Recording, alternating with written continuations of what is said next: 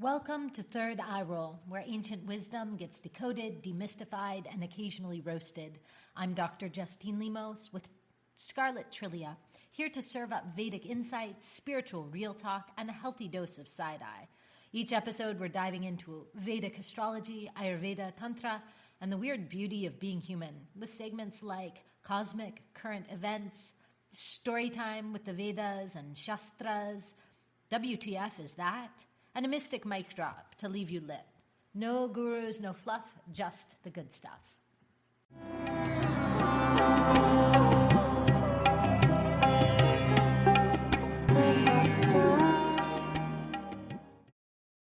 Welcome back to a long-awaited reprise of Third Eye Roll. I'm Dr. Justine Lemos. I'm here with Emily McConnell. We just got back from India. And today we are riding a big old wave.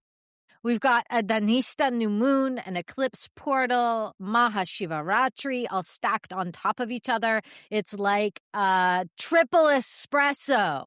Karmic resets, timeline shifts, old rhythms dying so that new ones can be born. If your nervous system feels like it just got plugged into a lightning bolt, you are right on schedule. Did you hear that thunder and lightning last night? I was just going to say that. Holy moly. Holy moly. I woke up, I heard something, of course. I'm like, what is that? At 4 in the morning or whatever it was. And then I started seeing the flashes. So as soon as you said that, I was like, oh, yeah. So loud. Yeah. It was so loud. And what's amazing is last night was this new moon in Dhanistha Nakshatra, which is the drum beat, right? It's Shiva's two-headed Dhamaru drum. But this nakshatra is also ruled by the Vasus, the elemental gods of light and movement and wealth and cosmic circulation. So it's all about rhythm and timing and pulse and the elements. So last night's wild thunderstorm and the huge storm that's hitting the Sierras, we're in California, is right on schedule. It's right on schedule. And something else that came through, we always talk about how our social media stuff is it'll start to show you symbols, if you pay attention. Life will show you symbols, regular life, but also the social media kind of meta magnifying glass. One of those things came through to me that it was a video of a pulsar that the symbol looked almost like an infinity symbol, right? The way it was moving, and it made this sound, but it has the same image as the Damaru, and I was just like, wow, universe heartbeat or Shiva's drum. Yeah, it's also, the dance of creation and destruction. Yes. It's also nirvana and samsara being two sides of the drum. So relative reality and ultimate reality, suffering and relief from suffering. And this is the major symbol of this new moon and this eclipse. It's a solar eclipse, partial solar eclipse, that's then going to be followed. This is eclipse season. It happens every year. And this will be followed by a full lunar eclipse in 2 weeks. I believe it's going to be in Purva Falguni Nakshatra, which is the star sign of leisure and pleasure. And so we're going to see some interesting reveals in the next 2 weeks. And after the next 2 weeks, right in this, I feel like it's like a trough between the eclipse that everything is a little bit confusing. We can't see what is real, what is unreal. And then at the end of the eclipse cycle, we get a whole identity upgrade. Right? Yes. And we're starting to already see this. I mean, Rahu is there in Aquarius. This eclipse happens and new moon happens in Aquarius. Dhanistha spans from Capricorn to Aquarius. It happens on the Aquarius side, and it's happening with Rahu, north node of the moon, in there, which causes the eclipse. And so this is really fast energy of fast dissolving quickly. Right. Wicked Witch of the West getting the water on her and dissolving, right? Absolutely. Yeah. And I think can also relate to that feeling of that Wicked Witch when she's saying, I'm melting. I mean, there's just so much energy pulsing through right now, and it's intense. So I think that folks that are listening, if you are feeling a lot or feeling a little bit overwhelmed, that is right Mhm, on schedule as well. mhm, mhm. Yeah. This is like, old versions of yourself are really dissolving very quickly. You're outgrowing jobs, you're outgrowing relationships, you're outgrowing identities. Mercury is also mixed into Aquarius. Everybody's having a big house party in Aquarius. Right. And So this has lots. happened for the past 3 months. We've been having first the Sagittarius, then Capricorn. I mean, really, I think it even goes all the way back to Libra. How haven't we been having this This stellium, stellium, these clusters of these planets. buildups? Yeah. Yeah, all like clearing, like coming through and experiencing these particular um energies, Mm, right? And so this is the Aquarius stellium. mhm. And so this is like exposing the matrix. Yeah. And once you see it, you can't unsee it, right? Yes. And this is what we're getting with the really extreme, like Epstein files. Yes. What we're finally seeing some of it, right? And we're going to see a lot more, I would imagine, in the next Yes. 2 weeks. And then after the full eclipse in Purva Falguni, and Purva Falguni is all about lust and love and pleasure. Like Right. we're gonna see a really massive We're un- gonna see some some revealing stuff that we may or may not want to see, but that is the energy of the time.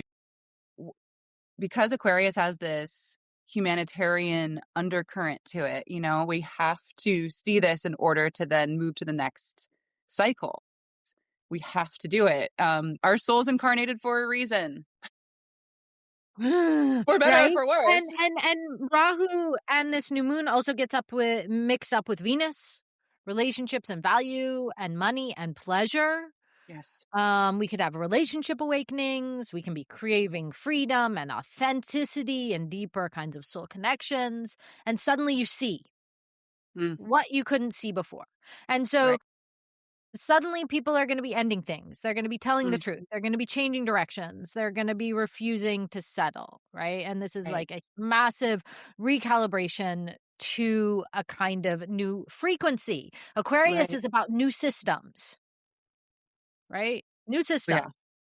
And there is this opportunity.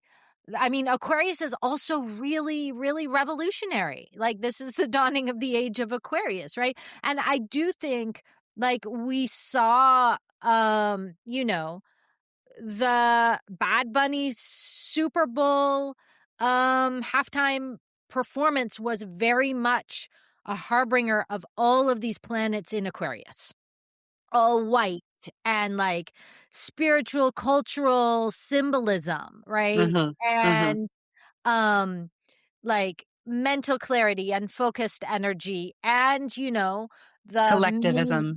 right, collectivism, which we're going to see even more as we go into Pisces, where Right. we like have collective dreaming really about like the Right. most mhm, I wanted to say how we were talking about how eclipses are usually these revealing times, mhm, and how that trough in between can be this like hard to find clarity moment, especially mm, in that moment in between the two eclipses.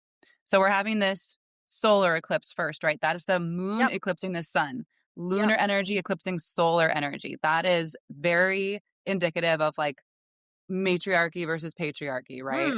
yeah, Through the totally. middle, we have this murky time of like, what is happening? Then we go to lunar eclipse where the opposite happens, right? Earth gets in the way of the the shadow of the earth gets in the way of the moon. And we see the entire cycle of the moon in one, 4-hour period. Very, very powerful for this, like, I don't know, I'm getting this mothering energy, but also, um, the influence of right now Saturn with Neptune in Mm, Pisces. mm. How are we even supposed to have clarity there? Neptune is that like hidden, murky, the most oceanic of all of the planetary energies in Pisces, the boundaryless zone of our psyche, endings, all of this karma coming up. Transcendence, just like Yes, beyond the moksha. beyond, right? Yes. Just like Yeah. meditation or medication or, Oof. but just like the deep, deep dream state. Yes, yes, Deep yes. Maya. Yeah. The Deep bardo. Maya.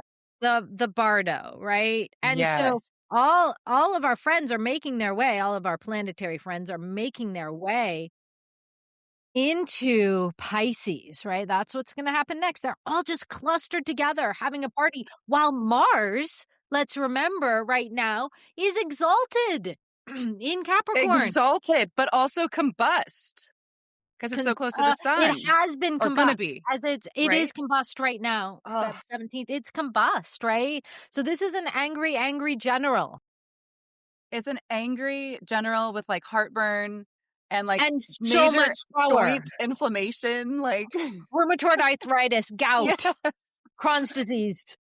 Yeah, he's Poor guy. pissed. Oh, And yet he has the so much power being yes. exalted. Yeah, yeah. That's scary. I know. Well, and we're seeing Don't love that.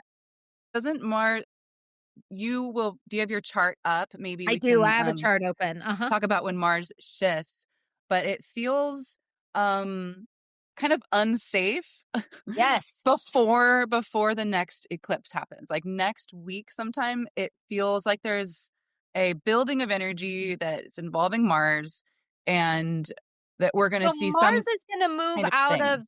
out of its exact place of exaltation. Mars is Right. in Dhanistha, by the way, just over in the Capricorn side. It's gonna Okay. move into Aquarius with Uh-huh. everybody else next So week. that's Mercury, what I'm Venus, talking Rahu, about. Sun, Mars. That's Yeah. what I'm talking about is the war drum. That's what it reminded me of Mm. is Mars moving into Dhanishta with the drum and the Mhm. rhythm and the Mhm. power to kind of push Mm. things in Mhm. a way that might be Marsian. I Mhm. will just say that. I don't like to do predictions because I don't think I have as much information or as much like experience doing that. But when I'm feeling something, maybe it's because Yeah. I'm running Mars Dasha, is because I feel that. Mhm. But that is something.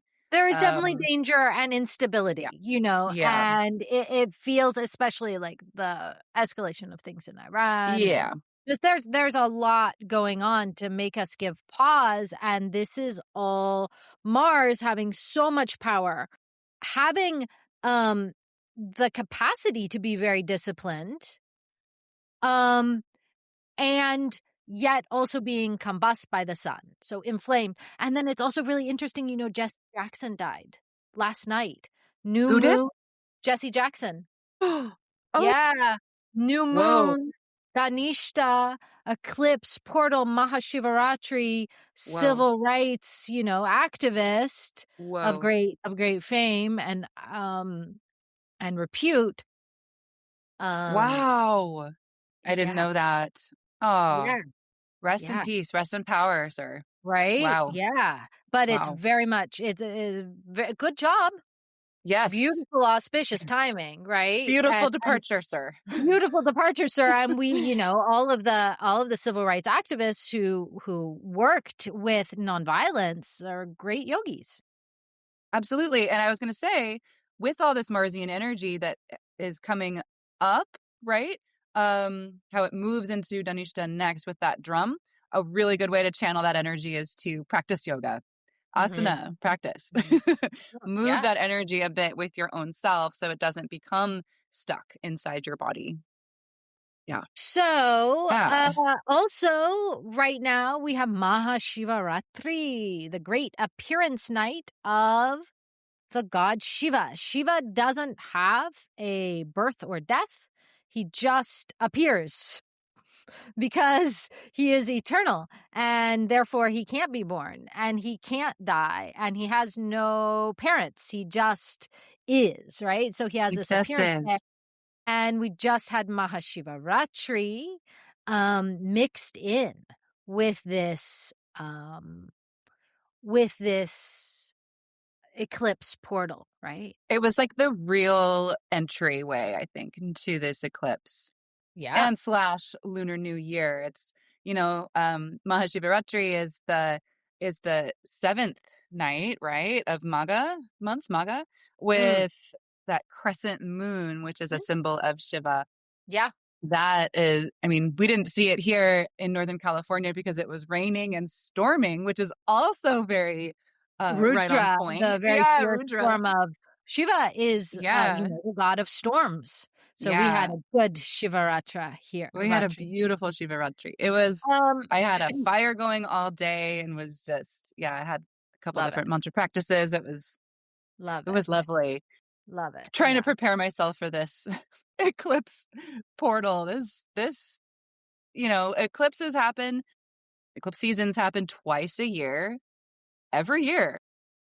And this year just is a little bit earlier uh than I've It it seen for the is it past is several it years. is a bit early. Yeah. So the myth I thought I'd share Ooh, yay. has to do, and it is a myth that we got to hear in India as we were going from. We spent a lot of time with Shiva in Shiva temples, We in a did. variety of forms. Yeah, at both Jyotirlinga, 12. We didn't go to all of them, but the 12 most important of Shiva temples in India. We got to go to 2 of them. How lucky are we? And So then lucky. also, the Yogini temple that we went to, had originally had Bhairava, form of Shiva, in the very center of it. So anyhow, and then there was a Shiva shrine outside. And then Yes. Varanasi is just the place of Shiva itself. It's So his city. Oh yeah. it's his city. So we were deep in Shiva land. And, so this myth is also appropriate because of the energy of the eclipse.